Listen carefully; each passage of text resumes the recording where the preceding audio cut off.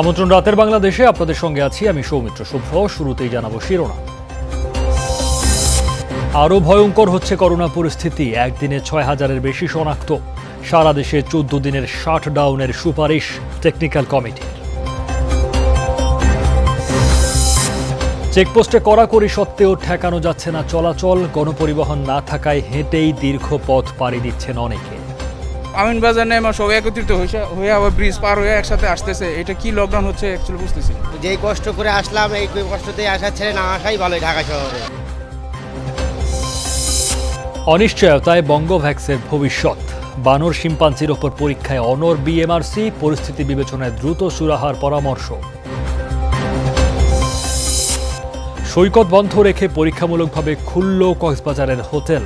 কোরবানিতে অনলাইনে পশু কেনা উৎসাহিত করা হবে জানালেন স্বরাষ্ট্রমন্ত্রী। পণ্য বুঝিয়ে দেওয়ার পরই টাকা পাবে ই-ভ্যালির মতো ই কমার্স প্রতিষ্ঠান। প্রয়োজনীয় নীতিমালা তৈরির সিদ্ধান্ত বাণিজ্য মন্ত্রণালয়।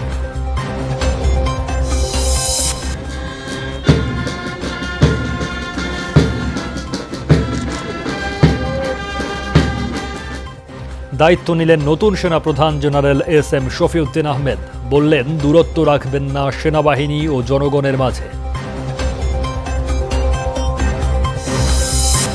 এছাড়াও রাতের বাংলাদেশে থাকছে সুপার লিগে আশরাফুলের বিধ্বংসী ৭২ রানের কাছে বিধ্বস্ত আবাহনী। ৬ উইকেটের পরাজয় খালেদ মাহমুদ সুজন শিষ্যদের।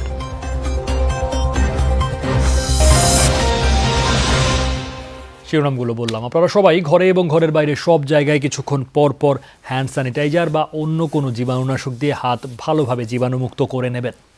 এবার বিস্তারিত খবরে যাচ্ছি। গত আড়াই মাসের মধ্যে করোনায় সর্বোচ্চ শনাক্ত হয়েছে ৬,০৫৮ জন। ২৪ ঘন্টায় মারা গেছেন আরও ৮১ জন।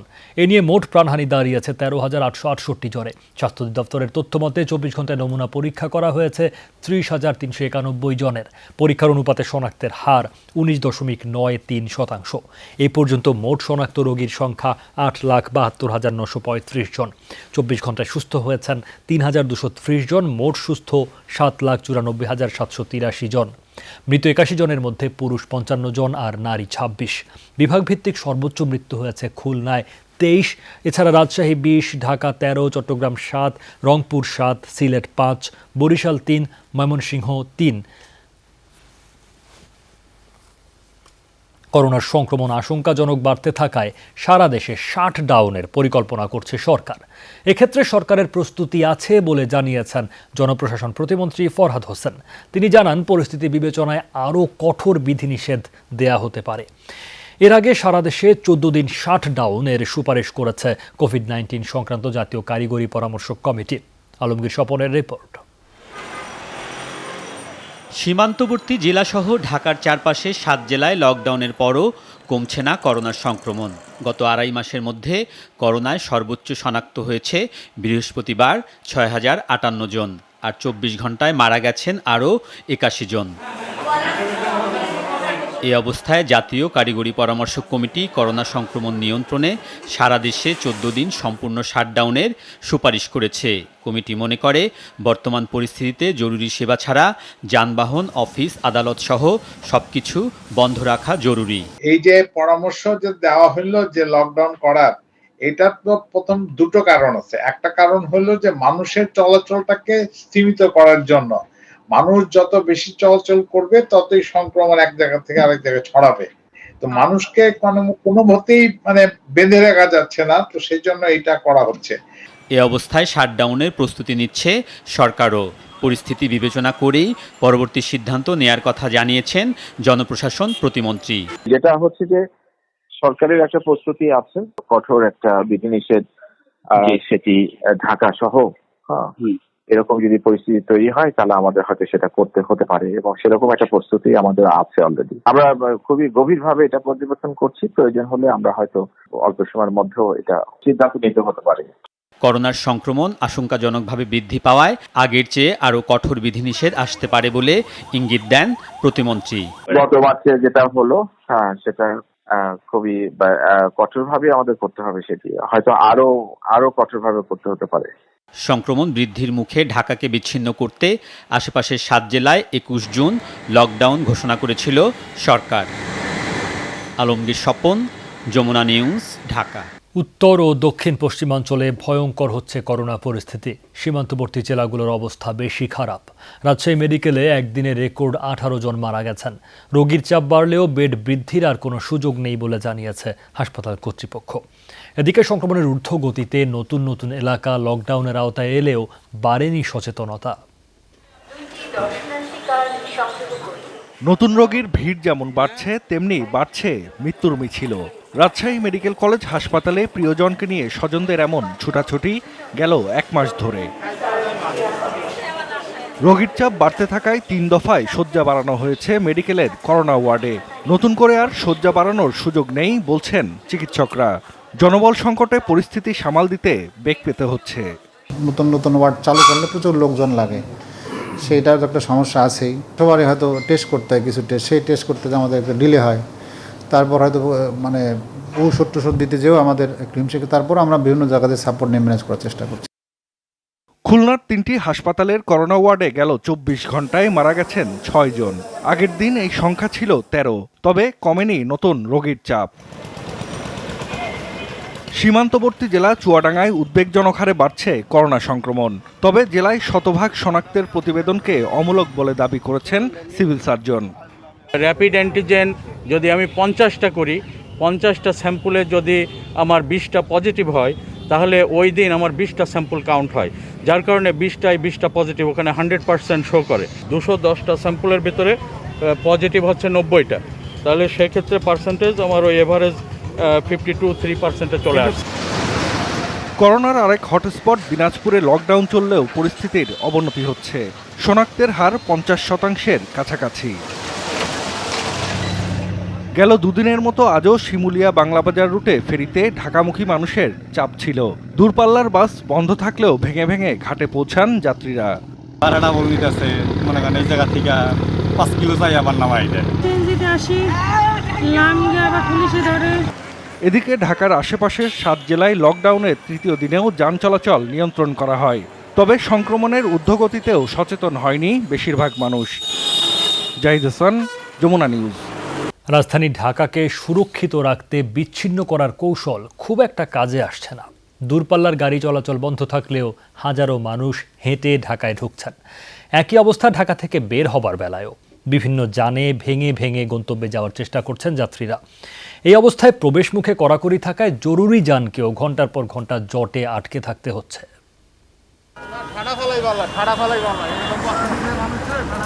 যানবাহন বন্ধ, তবে বন্ধ নেই মানুষের যাতায়াত।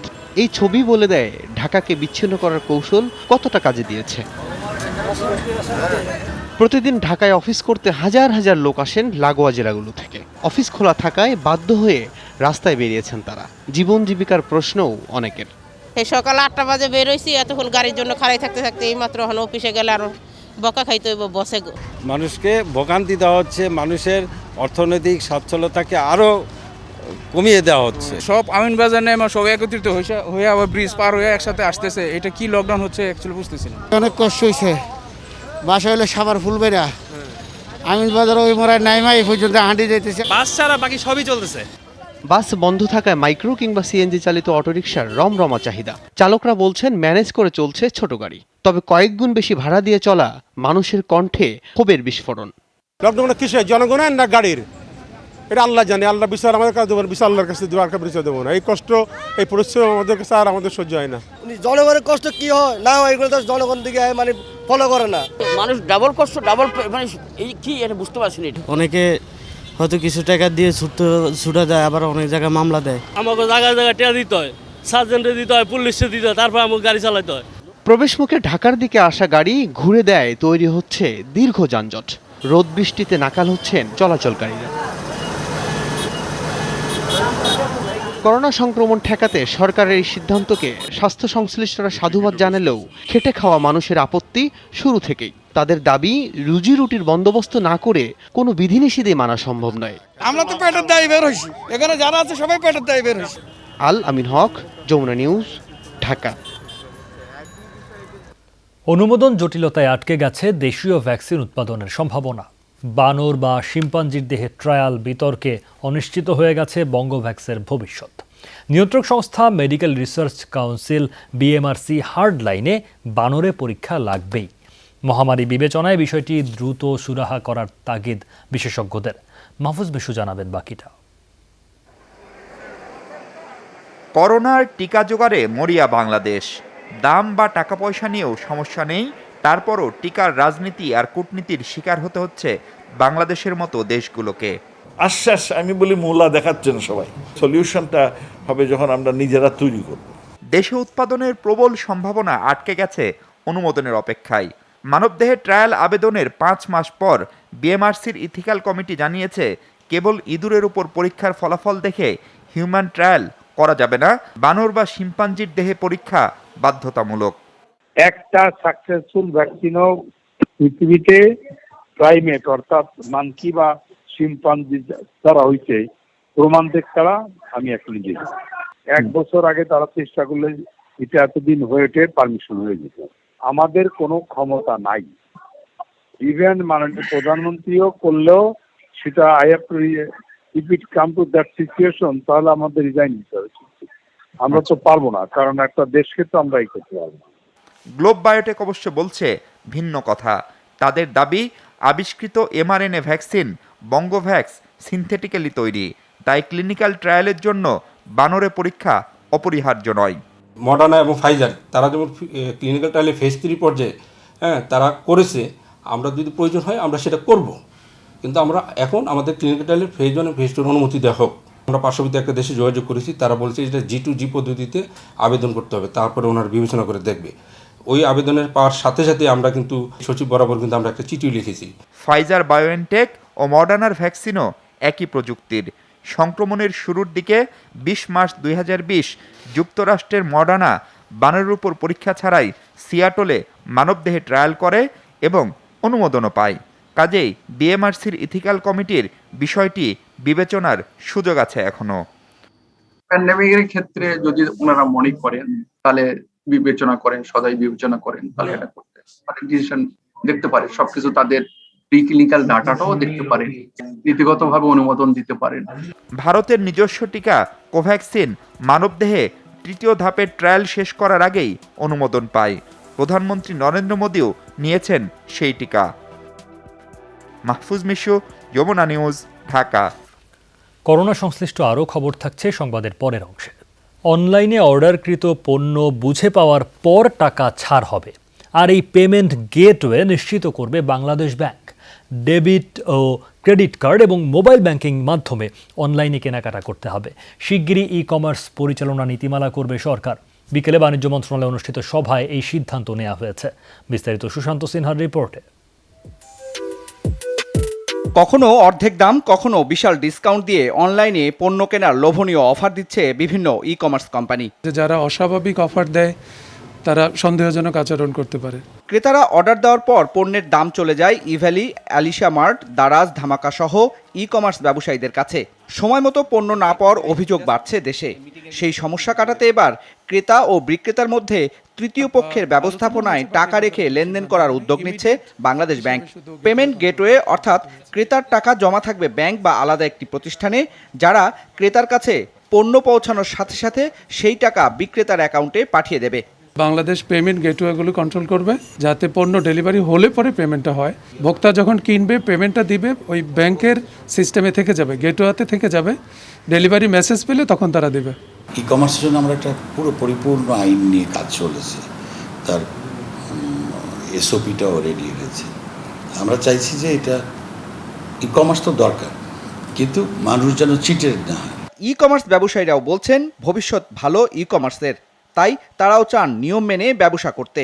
ইমিডিয়েটলি একটা এসওপি করছি, স্ট্যান্ডার্ড অপারেটিং প্রসিডিউরগুলো কি হবে, যেখানে ভোক্তার অধিকারটাকে এনশিওর করা হবে এবং অ্যাট দ্য সেম টাইম কম্পিটিশনটা যাতে একটা সেম লেভেল প্লেইংয়ে থাকে। বাইরের দেশে গেলে যেমন দেখেন অ্যামাজন বা পেপালে বা বিভিন্ন জায়গায় পেমেন্ট করলে কোনো একটা কোম্পানি থাকে যারা পেমেন্টটা সেফটি দেয়। আমাদের দেশে এখনও কোনো ব্যাংক বা কেউ এই সেফটিটা দিচ্ছে না, পেমেন্ট গেটওয়ের কোনো সেফটি নেই যারা ট্রানজ্যাকশন করছে। এদিকে ইভ্যালি সহ 10টি প্রতিষ্ঠানের সাথে ব্র্যাক ব্যাংকের কার্ড দিয়ে লেনদেন না করার বিষয়টিকে নিজস্ব এখতিয়ার বলে মনে করে ব্যাংক কর্তৃপক্ষ। ব্যাংকের ডেবিট কার্ড আর ক্রেডিট কার্ডের মাধ্যমে এইখানে কোনো পেমেন্ট করা যাবে না এই 10টা কোম্পানিতে। সাধারণত 3 মাস পর এগুলো রিভ্যালুয়েট করা হয়। ভ্যালুয়েশনটা কিন্তু বাংলাদেশ ব্যাংকের অডিটে পুরোপুরি উপেক্ষিত, যে কারণে এই পুরোটাকেই লস মনে হচ্ছে। টোটাল ভ্যালুয়েশনের তুলনায় এটা খুব সামান্য এবং এটা প্রফিটেবিলিটি দিয়ে ইজিলি রিকভার করা সম্ভব। মন্ত্রণালয়ে চিঠি দিলে 7 দিনের মধ্যেই পেমেন্ট গেটওয়ে চালু করা সম্ভব বলে জানান বাংলাদেশ ব্যাংকের কর্মকর্তা। সুশান্ত সিনহা, যমুনা নিউজ, ঢাকা। প্রথাগত চ্যালেঞ্জ মোকাবেলায় বাংলাদেশ সেনাবাহিনী হবে আরও প্রত্যয়ী, আরও দৃঢ়। আর সেই লক্ষ্যেই বাহিনীকে গড়ে তোলা হবে বলে জানিয়েছেন নবনিযুক্ত সেনাপ্রধান জেনারেল SM শফিউদ্দিন আহমেদ। সকালে সেনাপ্রধান হিসেবে দায়িত্ব গ্রহণের পর সাংবাদিকদের তাৎক্ষণিক প্রতিক্রিয়ায় জানান, জনগণ ও সেনাবাহিনীর মধ্যে কোনো দূরত্ব থাকবে না।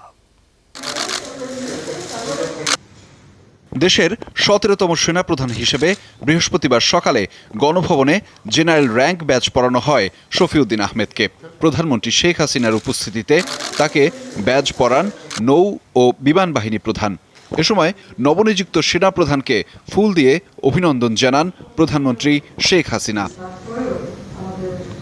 গণভবনের আনুষ্ঠানিকতা শেষে সেনা সদরে পৌঁছলে তাকে স্বাগত জানান সদ্যবিদায়ী সেনাপ্রধান জেনারেল আজিজ আহমেদ সহ ঊর্ধ্বতন কর্মকর্তারা।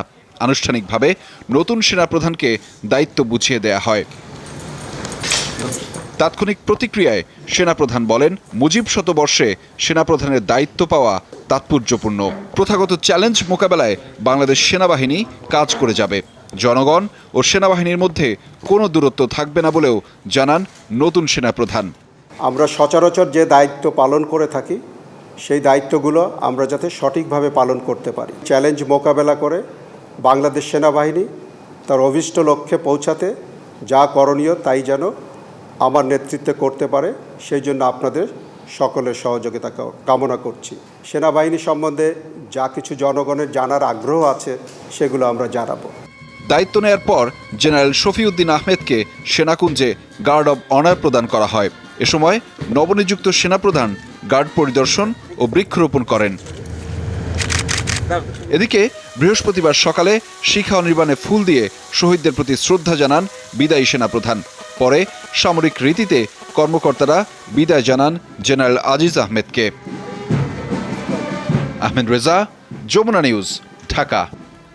রাষ্ট্রপতি আব্দুল হামিদের সাথে সাক্ষাৎ করেছেন নবনিযুক্ত সেনাবাহিনী প্রধান জেনারেল SM শফিউদ্দিন আহমেদ।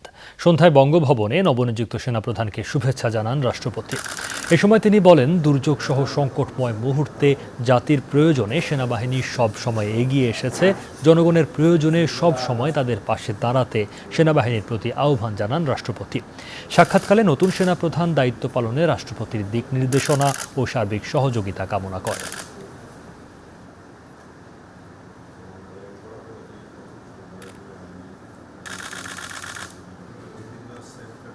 অবশেষে শর্ত সাপেক্ষে পরীক্ষামূলকভাবে খুলল কক্সবাজারের হোটেল, মোটেল ও গেস্ট হাউস। ফলে খুশি হোটেল মালিক ও কর্মীরা। তবে সরকারি নির্দেশনা ও শর্ত লঙ্ঘন করলে শাস্তির সতর্কবার্তা দিয়েছে প্রশাসন। হোটেল, মোটেল খুললেও বন্ধ থাকছে সমুদ্র সৈকত সহ সব পর্যটন কেন্দ্র। প্রায় 3 মাস পর খুলেছে কক্সবাজারের সব হোটেল, মোটেল, গেস্ট হাউস। প্রথম দিনে দেখা গেছে এমন চিত্র, ব্যস্ত হোটেলের কর্মীরা। করোনার সংক্রমণ বেড়ে যাওয়ায় গত 1 এপ্রিল থেকে কক্সবাজারের সকল পর্যটন স্পটের পাশাপাশি বন্ধ করে দেওয়া হয়েছিল সব হোটেল, মোটেল ও গেস্ট হাউস। প্রায় 3 মাস পর মিলল খোলার অনুমতি। প্রথম দিনেই কক্সবাজারের 4 শতাধিক হোটেলের মধ্যে খুলেছে প্রায় 3 শতাধিক। স্প্রে আছে, তারপরে যে স্যানিটেশন ব্যবস্থা সব কিছু আমরা রাখছি। তারপরে ফ্লোর ওয়াইজ আমাদের এই স্যানিটেশন ব্যবস্থা আছে, গেটেও আছে। এখানে অতিথিরা এসে যাতে কোনো প্রবলেম না হয় সেই জন্য আমরা ব্যবস্থা পরিষ্কার থেকে শুরু করে সবকিছু ব্যবস্থা আমরা গ্রহণ করছি ইতিমধ্যে। পর্যটন স্পট বন্ধ রেখে আমাদের হোটেল খুলে দিয়ে তেমন লাভবান হব না। তবে দেয়া হয়েছে কিছু শর্ত। কক্ষ বুকিং দেয়া যাবে 50%, পর্যটক থাকতে পারবেন না, বন্ধ থাকবে রেস্টুরেন্ট, সুইমিং পুল, প্রবেশপথে ও কক্ষে রাখতে হবে জীবাণুনাশক সামগ্রী। শর্ত লঙ্ঘন করলে ব্যবস্থা নেবে প্রশাসন। কোনো প্রতিষ্ঠান যদি সেখানে নেগলেন্সি করে তাহলে সেক্ষেত্রে আমরা কোনো সংগঠনের প্রতিনিধি, নেতা নয়, আমরা এদেশের একজন সচেতন নাগরিক হিসাবে প্রশাসনিক ব্যবস্থা নেওয়ার জন্য অনুরোধ করব। পর্যটন খাতে জড়িতদের জীবন জীবিকার কথা বিবেচনা করে শর্ত সাপেক্ষে হোটেল মোটেল ও গেস্ট হাউস খুলে দেওয়া হয়েছে বলে জানিয়েছে জেলা প্রশাসন। এটি পরীক্ষামূলকভাবে খোলা হয়েছে, যে কোনো সময় বন্ধ হয়ে যেতে পারে। আর এটি তদারকির জন্য একটি কমিটি হয়েছে এডিএম এর নেতৃত্বে। হোটেল মোটেল খুললেও রীতিমতো বন্ধ থাকছে কক্সবাজার সমুদ্র সৈকত সহ সব পর্যটন spot. Shoaib Rahman, Jamuna news. Corona ঠেকাতে কোরবানির পশুর হাটে বিশেষ ব্যবস্থা নিচ্ছে সরকার। যত্রতত্র হাট বসতে না দেয়া ও হাটে প্রবেশে বিশেষ ব্যবস্থা নেওয়া হচ্ছে বলে জানিয়েছেন স্বরাষ্ট্রমন্ত্রী। দুপুরে সচিবালয়ে ঈদুল আজহা উপলক্ষে আইনশৃঙ্খলা সংক্রান্ত বৈঠক শেষে তিনি কথা জানান। বলেন, কোরবানিতে অনলাইনে পশু ক্রয় বিক্রয়ে উৎসাহিত করা হবে। কোরবানির গরু পরিবহনকারী নৌযান ও ট্রাকে চাঁদাবাজি বন্ধে থাকবে কঠোর নজরদারি। চামড়া পাচার ও সিন্ডিকেট দমনে আইনশৃঙ্খলা রক্ষাকারী বাহিনী এবার আরও কঠোর থাকবে বলে জানিয়েছেন স্বরাষ্ট্রমন্ত্রী আসাদুজ্জামান খান। দক্ষিণাঞ্চল এবং উত্তর অঞ্চলে সব জায়গায় কোভিড নিয়ন্ত্রণ আমরা চেষ্টা করছি, সেখানে আমরা দেখতেছি খুব অস্বাভাবিক একটা অবস্থার সৃষ্টি হচ্ছে। সেই জায়গা থেকে যারা গরুর ব্যাপারীরা আসবেন তারাও যেন স্বাস্থ্যসম্মতভাবে ভিতরে ঢাকায় আসে। সোহরাওয়ার্দী উদ্যানে স্বাধীনতা স্তম্ভ প্রকল্পের জন্য আর গাছ কাটা হবে না জানিয়েছেন মুক্তিযুদ্ধ বিষয়ক মন্ত্রী আকম মোজাম্মেল হক। এ নিয়ে মতবিনিময়ে বিশিষ্টজনেরা বিনোদন কেন্দ্রের পরিবর্তে উদ্যানের প্রাকৃতিক পরিবেশ অক্ষুণ্ণ রাখার আহ্বান জানিয়েছেন। উন্নয়নের নামে সোহরাওয়ার্দী উদ্যানে গাছ কাটার পর সমালোচনার ঝড় ওঠে। প্রতিবাদের মুখে স্থগিত রাখা হয় নির্মাণ কাজ। কিভাবে সেই কাজ আবারও শুরু করা যায় তার পরামর্শ নিতে বিশিষ্ট নাগরিকদের নিয়ে কর্মশালার আয়োজন করে গণপূর্ত অধিদপ্তর ও মুক্তিযুদ্ধ বিষয়ক মন্ত্রণালয়। এ সময় ত্রিমাত্রিক উপস্থাপনার মাধ্যমে সোহরাওয়ার্দী উদ্যানের প্রকল্পের তৃতীয় পর্যায়ের অগ্রগতির খুঁটিনাটি তুলে ধরা হয়। শিশু পার্কের রাইডগুলো রেখে দেশি বিদেশি পর্যটকদের আকৃষ্ট করতে সবুজায়ন প্রকল্পের দাবি করেন নীতি নির্ধারকেরা। রেসকোর্স মানে যদি আমি চিন্তা করি তাহলে আমাকে চিন্তা করতে হবে যে বঙ্গবন্ধুর 7 মার্চের ভাষণ, এটাই আমার মুখ্য বিষয়, মুখ্য স্থাপনা। এই ভাস্কর্য নির্মাণের জন্য আমাদের মডেল বাছাই চূড়ান্ত হয়ে গেছে। এই অর্থ বছরে আমরা এই কাজ হাতে নিতে যাচ্ছি। পরিবেশবিদ ও গণমাধ্যম কর্মীরা সোহরাওয়ার্দী উদ্যানে ইট কংক্রিটের পরিবর্তে সবুজায়নের পরামর্শ দেন। আমরা চাইবো যে প্রজেক্ট হবে, প্রজেক্টের স্ট্রাকচারের পরিমাণ যাতে কম থাকে, সেটা হলে সবচেয়ে ভালো হবে। প্রকৃতি এবং উন্নয়নের সমন্বয়, সবই তো সমন্বয়। সুতরাং সমন্বয় লোড কাটাতে আননেসেসারি ধ্বংসের দিকে না যায়। এ সময় মুক্তিযুদ্ধ বিষয়ক মন্ত্রী জানান, এই উদ্যানে পরিকল্পিতভাবে গাছ লাগানো হবে। প্রতিদিন 10,000-এরও বেশি দেশি বিদেশি পর্যটকের জন্য টয়লেট, খাবারের দোকান সহ সব সুবিধাই রাখা হবে। আমাদের সর্বোচ্চ ছিল 100 গাছ কাটা, আমাদের প্রকল্পে ছিল 100 গাছ কাটা বলবো। ইতিমধ্যে যা কাটা একটু হয়ে গেছে, আর 5-10টা হবে কিনা আমার সন্দেহ। যে লাগানোর আছে আমাদের, তখন ছিল 10,000, এটা বাস্তবায়ন। আয়োজকদের দাবি, স্বাধীনতা স্তম্ভকে ঘিরে আর কোনো বিতর্কিত কর্মসূচি নেবে না সরকার। নাজমুল হোসেন, যমুনা নিউজ, ঢাকা। রাজধানীতে রুট পারমিট ছাড়া 1,646টি বাস চলাচল করছে। এগুলোর বিরুদ্ধে 1 জুলাই থেকে 2 মাসব্যাপী অভিযান শুরু হবে। বাস রুট রেশনালাইজেশন নিয়ে নিয়মিত বৈঠক শেষে কথা জানান ঢাকার 2 মেয়র। জানানো হয় 7 সেপ্টেম্বর থেকে ঢাকায় ঘাটারচর টু কাঁচপুর প্রথম রুটে বাস চলাচল শুরু হবে। নিজেদের ইচ্ছে মতো রুট তৈরি করে নিয়ম নীতির তোয়াক্কা না করেই রাজধানীতে চলাচল করছে বাস, এমন অভিযোগ বহু বছর ধরে। এবার স্বীকারও করলেন ঢাকার 2 নগরপিতা। গণপরিবহনের শৃঙ্খলা আনতে ঢাকায় 6টি রুটে বাস চলাচলে কমিটির নিয়মিত বৈঠকে জানানো হয়, এপ্রিলের 4 তারিখ প্রথম রুটে বাস চলার কথা থাকলেও করোনার জন্য তা স্থগিত হয়। ঢাকার উত্তর সিটির মেয়র বলেন, নতুন রুট পরিকল্পনায় বড় বাধা রুট পারমিট ছাড়া বাসগুলো। রিপোর্ট পেয়েছি যে 1646টি গাড়ি চলছে এবং ঢাকা শহরের উপর দিয়ে যাচ্ছে, যাদের কোনো রুট পারমিট নেই। আগামী 1 জুলাই থেকে 31 আগস্ট পর্যন্ত 2 মাস ঢাকা উত্তর সিটি কর্পোরেশন, ঢাকা দক্ষিণ সিটি কর্পোরেশন, বিআরটিএ এবং ঢাকা মেট্রোপলিটন পুলিশ আমরা একটি অভিযান চালাবো। বৈঠকে সিদ্ধান্ত হয় 6টি রুটের মধ্যে ঘাটারচর মোহাম্মদপুর হয়ে মতিঝিল কাঁচপুর রুটের বাস চলাচল শুরু হবে 7 সেপ্টেম্বর। রজনীগন্ধা ও মালঞ্চ বাসে কোনো মালিক তার বাস নিবন্ধন করতে চাইলে ৮ জুলাইয়ের মধ্যে চুক্তির কাজ শেষ করতে হবে। ২৯ জুলাই মালিকদের সাথে আনুষ্ঠানিক চুক্তি হবে। আর মালিকদের নতুন ৬ রুটে ৬ রঙের বাসের মেরামত ও রক্ষণাবেক্ষণের জন্য ১০০ কোটি টাকা ঋণ অনুমোদন করেছে বাংলাদেশ ব্যাংক।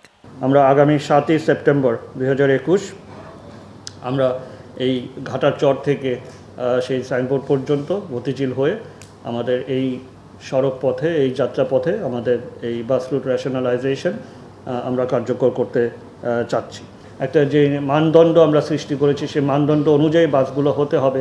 সেই প্রেক্ষিতে তাদের যে অর্থ প্রয়োজন হবে, সেই অর্থের কোথা থেকে যোগান হবে আপনারা জেনে খুশি হবেন। এরই মাঝে বাংলাদেশ ব্যাংকে আমরা আবেদন করার প্রেক্ষিতে বাংলাদেশ ব্যাংক ১০০ কোটি টাকার একটি বরাদ্দ তারা নির্ধারণ করেছে। যাত্রী ওঠানামার জন্য বাস বে এবং যাত্রী ছাউনি পুরাতনগুলো সংস্কার ও নতুনভাবে নির্মাণেরও সিদ্ধান্ত হয় বৈঠকে। মনিরুল ইসলাম, যমুনা নিউজ, ঢাকা। রাজধানীতে পানির দাম বৃদ্ধির প্রতিবাদ জানিয়ে ওয়াসার এমডির কাছে স্মারকলিপি দিয়েছে ঢাকা মহানগর বিএনপি।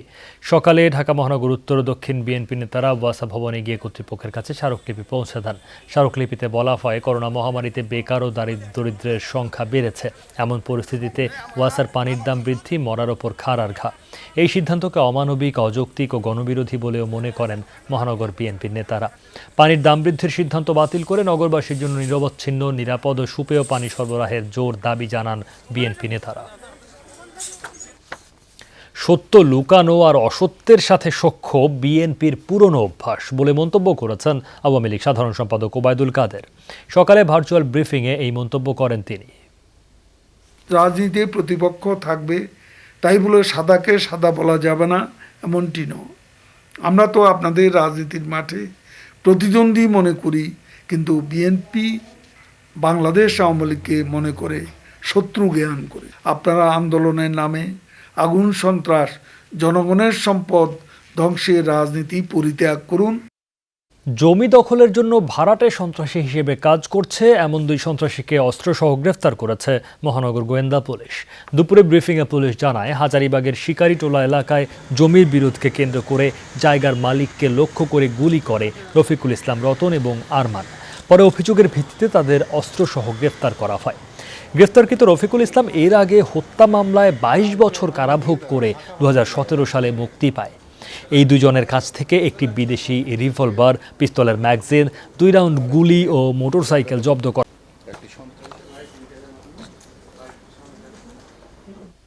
যুক্তরাষ্ট্রের মায়ামিতে বিকট শব্দে ধসে পড়েছে 12তলা ভবনের একাংশ। স্থানীয় সময় বৃহস্পতিবার সকালে এই ঘটনা ঘটে। এই ঘটনায় ভবনের এক বাসিন্দার মরদেহ উদ্ধার করা হয়েছে। ধ্বংসস্তূপের ভেতর থেকে 35 জনকে জীবিত উদ্ধার করা হয়। এখনও বেশ কয়েকজন আটকে আছেন ধ্বংসস্তূপের নিচে। কর্তৃপক্ষ জানায়, দুর্ঘটনার সময় বেশিরভাগ বাসিন্দাই ভবনটিতে উপস্থিত ছিলেন, ফলে মৃতের সংখ্যা আরও বাড়তে পারে। কী কারণে ভবনটির একাংশ ধসে পড়ল তা এখনও জানাতে পারেনি কর্তৃপক্ষ।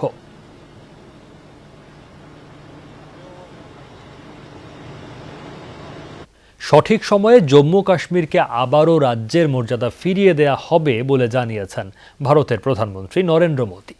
বৃহস্পতিবার দিল্লিতে প্রধানমন্ত্রীর দফতরে কাশ্মীরের নেতাদের সাথে বৈঠক করেন নরেন্দ্র মোদী। এ সময় অঞ্চলটির বিভিন্ন রাজনৈতিক দলের 14 নেতা অংশ নেন। বৈঠকে নরেন্দ্র মোদী বলেন, সঠিক সময়ে জম্মু কাশ্মীরকে আবারও রাজ্যের মর্যাদা ফিরিয়ে দেয়া হবে। তবে তার আগে আসন্ন বিধানসভা নির্বাচনকে সফল করতে দলগুলোকে সীমানা বা কেন্দ্রগুলো পুনরায় নির্ধারণ করতে বসতে হবে। সীমানা নির্ধারণ করার পর যে কোনো সময় নির্বাচন অনুষ্ঠিত হবে। অঞ্চলটিতে গণতান্ত্রিক পরিবেশ ফিরিয়ে আনাই লক্ষ্য বলে জানান মোদী। মিরপুরে জ্বলে উঠলেন মোহাম্মদ আশরাফুল, আর তাতেই পুরে খাক আবাহনী। তার অপরাজিত 72 রানের বিধ্বংসী ইনিংসে শেখ জামালের কাছে 6 উইকেটে হারল সুজন শিষ্যরা। দিনের প্রথম ম্যাচে শেখ মেহেদীর দুর্দান্ত ব্যাটিংয়ে মোহামেডানকে হারিয়েছে গাজী গ্রুপ ক্রিকেটার্স। এবারে শটটা খেলেছেন ওভার দ্য টপ। যেদিন আশরাফুল খেলে সেদিন জিতে যায় বাংলাদেশ। তবে এসবই ইতিহাস, কিন্তু এদিন যেন ইতিহাসটাকেই মিরপুরে ফিরিয়ে আনলেন আশরাফুল। আবাহনীর বিপক্ষে আশরাফুলের ব্যাট যেন তরবারি। ছন্দে থাকা অ্যাশ যে কতটা সুন্দর তা হয়তো আজকের এই স্কুপ, রিভার্স কিংবা কাভার ড্রাইভ থেকে কিছুটা আন্দাজ করা যায়। 2-6 আর 8-4, 48 বলে 72 রানের ক্লাসিক ইনিংসে চাপা পড়ল আবাহনীর দম্ভ। ব্যাক অফ লেন্থের বল, যেখানে মলিন, নাসির, সোহানের 36 করা দুটা ইনিংসও। 9 বল আগে সহজ জয় জামালের, সাথে কঠিন হলো আবাহনীর চ্যাম্পিয়ন রেস। আরো একবার এক বাউন্সে 4। এনাম এবার কিন্তু এর আগে ছিল লিটন শো, শেষ ম্যাচে পাখি হয়ে ক্যাচ নিয়েছিলেন। এবার ব্যাট হাতে উঠলেন Liton Das. Batsman Liton Kumar Das wonderful bat. 51 বলে 70 রানের বিধ্বংসী ইনিংসটাই হয়ে থাকলো হাইলাইটস। আবাহনীর পুঁজি 7 উইকেটে 173। ব্যাকফুটে দুর্দান্তভাবে নেগোশিয়েট করেছেন, গ্যাপটা পেয়েছেন ব্যাকওয়ার্ড। কিন্তু উইকেট যখন টি-20-র আদর্শ, তখন ওই রানও যে যথেষ্ট নয়, দেখিয়েছেন সেটা আশরাফুল। বাইরে বল করছেন, শর্ট করছেন। দিনের প্রথম ম্যাচে মুখোমুখি হয়েছিল চ্যাম্পিয়ন রেস থেকে ছিটকে যাওয়া মোহামেডান এবং গাজী, যেখানে কুড়ে পাওয়া জীবনে ফুল ফুটিয়েছেন শেখ মেহেদী। 8 রানের জন্য সেঞ্চুরিটা মিস হলেও 2 বার জীবন পেয়ে ইনিংসটাকে নেন 92-তে, আর তাতেই 165 রান টপকে যায় গাজী। যদিও মেহেদী না হলে নায়ক হতে পারতেন মোহামেডানের অধিনায়ক শুভাগত হোম। বল হাতে 2 উইকেটের আগে করেন 59 রান, কিন্তু 165 রান শেষ পর্যন্ত সাদা কালো ফ্রেমেই আটকে রাখে মোহামেডানকে। যমুনা স্পোর্টস, ঢাকা। এই ছিল রাতের বাংলাদেশে। যাবার আগে মনে করিয়ে দিই, সবাই ঘরে এবং ঘরের বাইরে সব জায়গায় কিছুক্ষণ পর পর হ্যান্ড স্যানিটাইজার দিয়ে হাত ভালোভাবে জীবাণুমুক্ত করে নেবেন। এতক্ষণ আমাদের সাথে থাকার জন্য সবাইকে ধন্যবাদ।